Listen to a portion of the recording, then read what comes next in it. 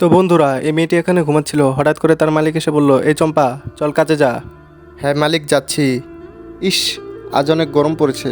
আরে আজকে তো মাঠে খেলা করে অনেক খিদা লেগে গেছে। ভাইয়া, আমার অনেক খিদা পেয়েছে। হ্যাঁ দাঁড়াও, দিচ্ছি। এই নাও, এই চিপটা তোমার জন্য।